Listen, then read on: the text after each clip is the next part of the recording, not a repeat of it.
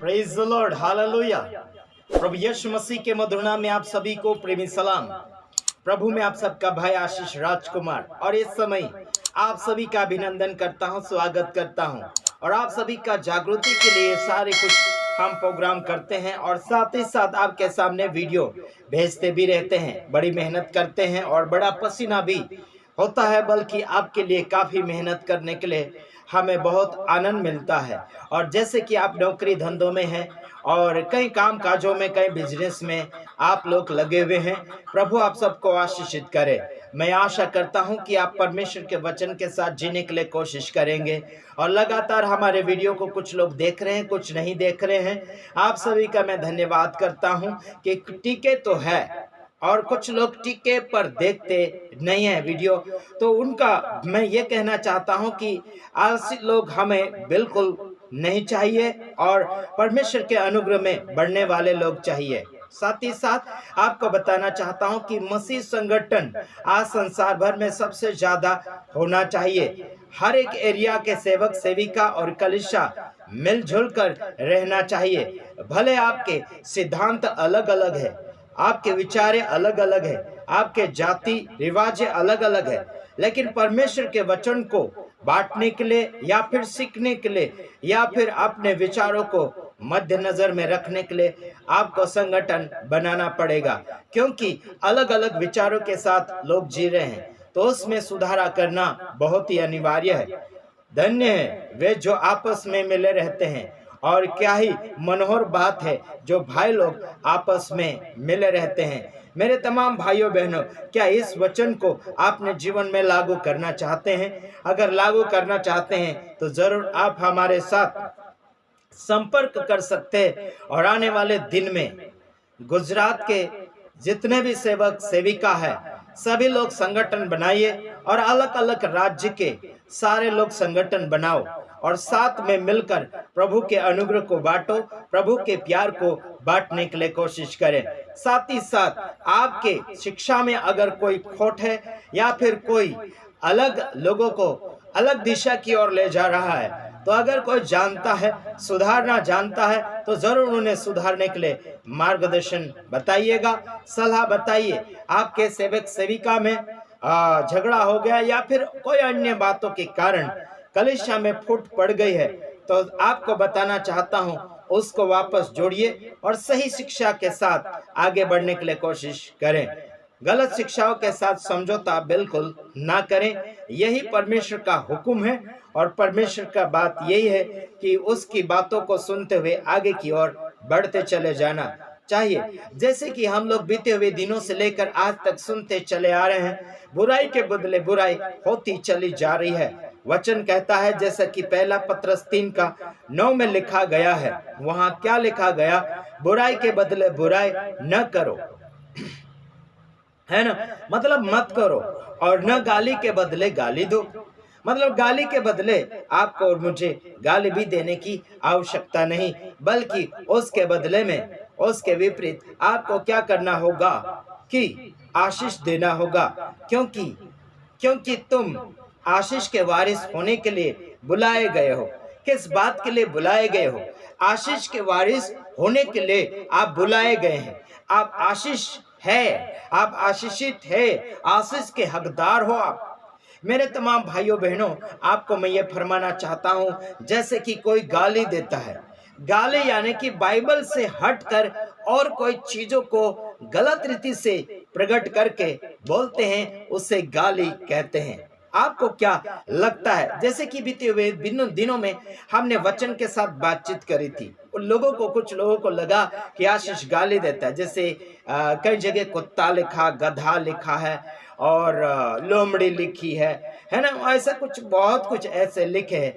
तो देखिए, Bible proof करते हुए अगर हम आपको बताते चले जा रहे हैं, वो वीडियो के साथ अगर बात कर रहे हैं हम, तो वहां समझ लेना चाहिए आपको, हम अनप शनप नहीं बोल रहे हैं। आपको सुधारे के लिए, आपका फायदा के लिए, आपका जीवन विकास के लिए ये सारी बातें हम लगातार आपके मध्य में लाते चले जाते हैं और आपका हम कभी भी घाटा नहीं चाहते, बल्कि फायदा ही फायदा चाहते हैं। तो जैसे कि आपने देखा अभी पहला पत्रस उसका 3 अध्याय उसका 9 वचन में देखा कि बुराई के बदले बुराई ना करें। अगर कोई आपकी बुराई फैला रहा है तो उसके बदले में आप उसकी बुराई ना करें, बल्कि उसे सुधारने के लिए कोशिश करना चाहिए। जैसे कि बीते हुए दिनों में कुछ लोगों ने हमारे साथी विश्वासी भाइयों बहनों के ऊपर बहुत गलत विचार डाले और गलत बातें भी उनके ऊपर कही।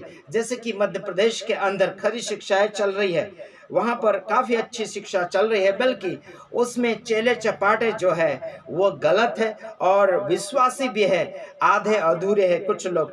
तो आपको ये बताना चाहता हूं, जिसके अंदर दुष्ट आत्मा नहीं है उसके अंदर भी दुष्ट आत्मा है करके उसे गले में पकड़ा, हाथ पैर पकड़े और उसे अनब सनब कहा भी गया है ना। वो है लगभग चोपड़ा, यानी कि महाराष्ट्र चोपड़ा और सिरपुर के बीच में कुछ छोटा सा गांव है। वहां पर रात के समय मीटिंग की जाती और वहां मेरे फॉलोवर यानी कि मेरे साथ जुड़े हुए विश्वासी लोग गए।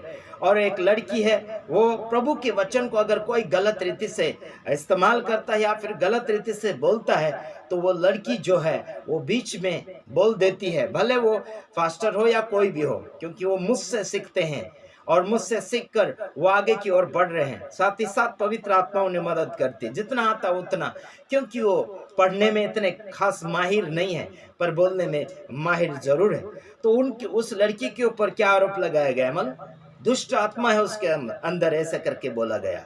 और ये क्या क्या अनब सनब बोल रही थी, ऐसा करके उसको बोला गया। लेकिन वहां पर कुछ ऐसे सिखाऊ पास्टर लोग हैं जो सीख रहे हैं, वो वहां पर प्रचार कर रहे थे और उनका गलत प्रचार उस लड़की ने पकड़ लिया तो सामने बोलने लगी मीटिंग में।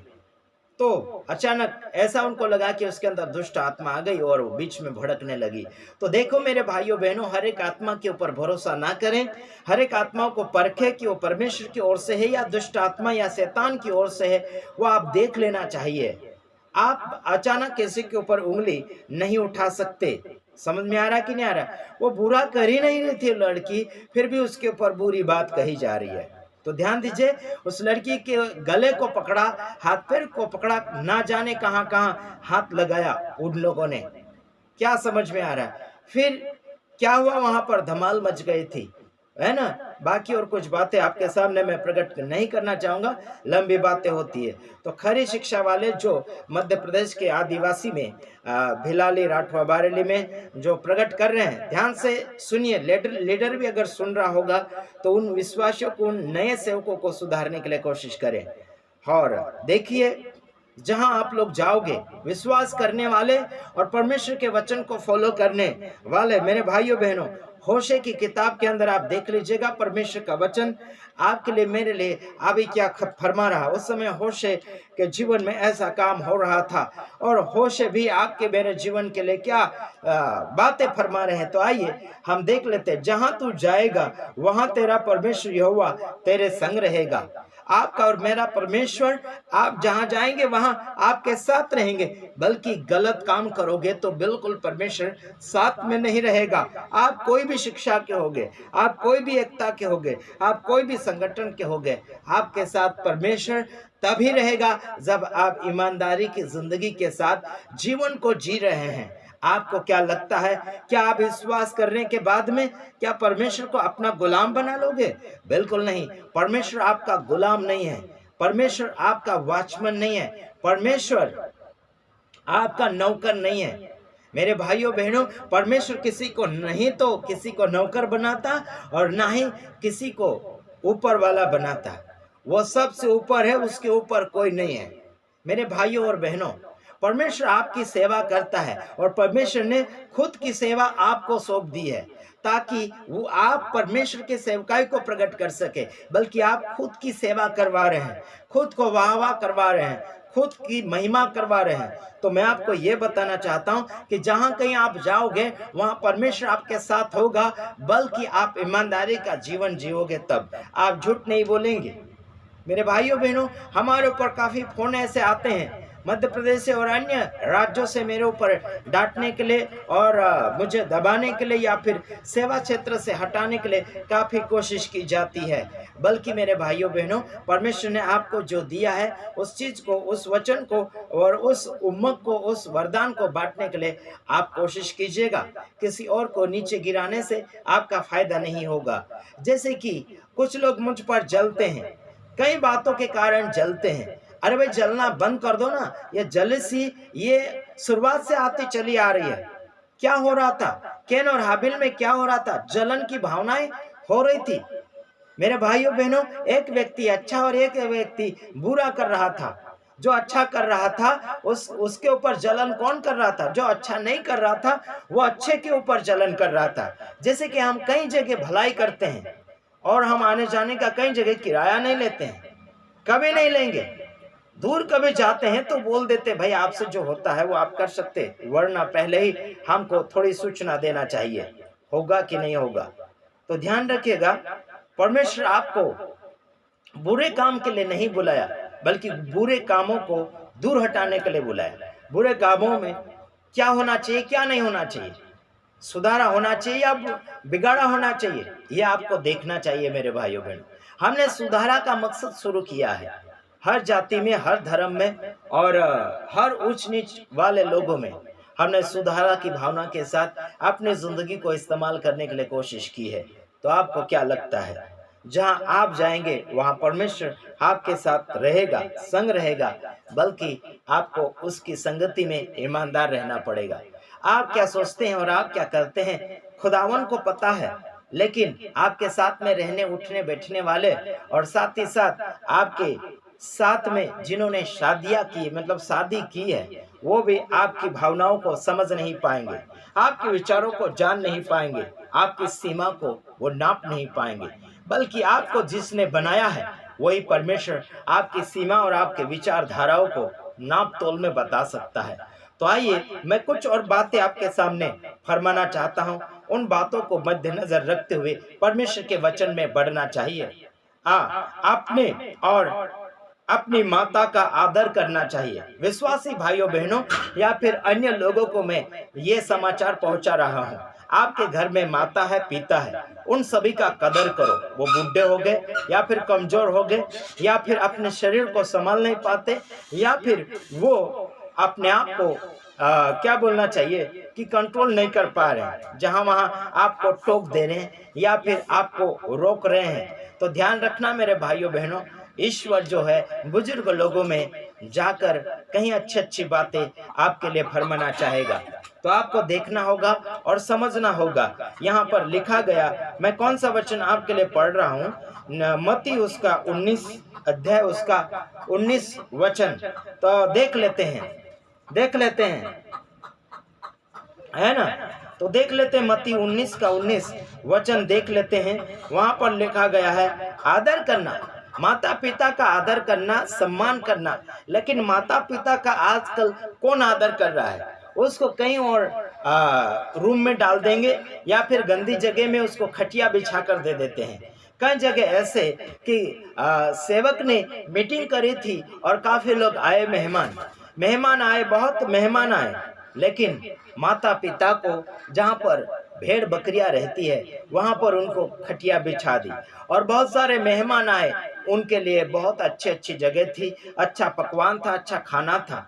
लेकिन मीटिंग खत्म होने के बाद, यानी कि जो उन्होंने प्रोग्राम रखा था, वो प्रोग्राम खत्म होने के बाद में वह माता पिता अंधेरे में किचन में जाकर झूठा खाने लगे, है ना मेरे भाइयों बहनों। और छोटी सी बच्ची, यानी कि सेवक पास्टर की बच्ची ने देख लिया और वो रोने लगी। मेरे भाइयों बहनों, क्या हरकतें हो रहा है माता पिताओं के साथ। दूसरे मेहमानों के साथ व्यवहार अच्छा किया गया खान पीन में, लेकिन माता पिता को भूल गए और सो गए। उसके बाद आधी रात को जागे वो माता पिता और वो झूठा मूठा जैसे वैसे खाने लगे किचन में जाकर। मेरे भाइयों बहनों, जैसे कि बाइबल का वचन ये भी आपको फरमाता है इसमें, जैसे कि मैंने आधा इसमें बताया कि अपने माता और अपने पिता से आपको क्या करना होगा, प्रेम करना होगा। बल्कि आप क्या कर रहे हैं यहाँ पर मेरे भाइयों बहनों, अपनों से प्यार नहीं कर रहे हैं, दूसरों को प्यार बताने के लिए कोशिश कर रहे हैं। यहाँ पर यह भी लिखा कि आदर करो, माता पिता का आदर करो, उनको अच्छा खान पीन दो। कितने साल जिएंगे यार? अरे उन्होंने आपको और मुझे उन्होंने पाला है, क्या आप कुछ समय तक उनको आप पाल नहीं सकते? क्या उनकी देख रेख नहीं कर सकते? क्या उनको नहला नहीं सकते? क्या उनकी सेवा बड़ी खुशी के साथ और उम्मत के साथ नहीं कर सकते हो क्या? तो आपको मैं ये बताना चाहता, आगे ये भी लिखा, और अपने पड़ोसी से अपने समान प्रेम रखना। यहाँ पर कहा गया कि अपने पड़ोसी से अपने समान प्रेम करना चाहिए। खुद के लिए जैसा प्यार आप दर्शाते हो उसी प्रकार से परमेश्वर कहता है कि आप अपने पड़ोसी से अपने समान प्यार करो। यीशु मसीह का हुक्म है, ये वचन का हुक्म है, वादे का सच्चा और सिखाने में पक्का परमेश्वर है। आपको क्या लगता है कि आप परमेश्वर के वचन को सुन लोगे और मानोगे नहीं और आगे स्वर्ग राज्य में आपको राजगद्दी मिलेगी, या फिर राजपदधारी याजकों का समाज होने का दावा करोगे? बिल्कुल नहीं। मेरे भाइयों बहनों, परमेश्वर के वचन सुनते हैं तो मानना भी पड़ेगा, वरना तुम्हारी खैर बिल्कुल नहीं रहेगी। क्या सोचते हैं आप? आगे मैं आपको ये भी बताना चाहता हूँ, आजकल माता पिता को कपड़े अच्छे नहीं पहनाते हैं, पुराने कपड़े दे देते हैं और खुद अच्छे शूटिंग बुटिंग में घूमते हैं। कई सेवक सेविका को आप देख लीजिएगा टाई कोट में घूम रहे हैं, बल्कि माता पिता कहीं छेद वाले कपड़े पहन रहे हैं, कहीं फटे टूटे पहन रहे हैं, कई सालों से पुराने पहन रहे हैं, कई दिनों से उनके बिस्तर साफ सुथरा नहीं किए गए हैं। क्या कर रहे हैं आप? अच्छे अच्छे रजाइयाँ लगा रहे हैं, अच्छे अच्छे आप गदे बिछाकर सो रहे हैं, अच्छे कम्बल और चादर खरीद के आप ओढ़ रहे हैं, बल्कि उन माता पिताओं को देखा क्या कभी? क्या उनको पूछा कभी, क्या मैं नया कम्बल ले दूं या फिर अच्छी रजाई ले दूं? कभी कहा क्या? कभी सोचा है ना? आप एसी में है, बल्कि माता पिता को पंखा नहीं है। क्या सोच रहे हैं आप? क्या आपको लगता होगा कि आपको मैं डांट रहा हूँ? बिल्कुल नहीं, आपको मैं उत्साहित कर रहा हूँ, आपको जगा रहा हूँ। सेवा क्षेत्र में आपका सेवक, आपका पास्टर जो सेवकाई कर रहा है, क्या कभी उसकी हालचाल पूछी? क्या कभी उसको क्या जरूरत पड़ा? क्या कभी आपने बोला? क्या गुप्त में उसके फोन पे या गूगल पे में आपने कभी कुछ तो डाला? कभी नहीं डाला। सोच रहे होंगे कहाँ कहाँ ज्यादा पगार मिलता, कहाँ मिलकतें ज्यादा मिलती हो, वहां पर छापा मारने के लिए और वहां पर अपना इंटरव्यू देने के लिए कोशिश करते हैं। बल्कि क्या अगर परमेश्वर आपका इंटरव्यू लेगा तो आप क्या जवाब दोगे? क्या पास हो पाओगे? हर सवाल का जवाब आपके पास अभी तक बुकिंग नहीं हुआ है। क्या सोच रहे हैं? हम जो करते हैं वो बोलते हैं, जो नहीं करते वो नहीं बोलते। हम पड़ोसी से प्यार करते हैं और दूसरों से भी प्यार करते हैं, खुद से भी बढ़कर दूसरों से प्यार करते हैं। उसे कहते हैं मित्र, उसे कहते हैं प्रभु का चेला। मेरे भाइयों और बहनों, कई लोगों ने हमें अलग अलग रीति से बदनाम करने के लिए कोशिश जारी की है, उन सभी का धन्यवाद हो, क्योंकि जलने वाले बहुत आएंगे, कुत्ते भौंकेंगे हजार और हाथी चला बाजार। कौन रोक सकता है हाथी को? हाथी जंगल का क्या है? सबसे बड़ा जानवर है। और कहीं तो बोलते हैं जंगल का राजा शेर बोलते हैं, शेर को भी फेंक देगा उठाकर हाथी। समझ में आए कि नहीं आए? हैं? समझ में आया कि नहीं? समझ में आता हो तो आगे बढ़ाओ बात को, नहीं आता हो तो आपको ब्रेक मारना होगा, वरना जानबूझकर आगे बढ़ोगे एक्सीडेंट हो जाएगा, खतरा हो जाएगा, हाथ पैर जोड़ने के अलावा कुछ नहीं मिलेगा फिर। ओके, तो ध्यान रखिएगा, परमेश्वर के वचन में चलते चले जाइए। लगातार हम वीडियो के ऊपर वीडियो आपके सामने पेश करते चले जाएंगे और आप आगे बढ़िए। प्रभु आप सबको आशीष करे। आमीन।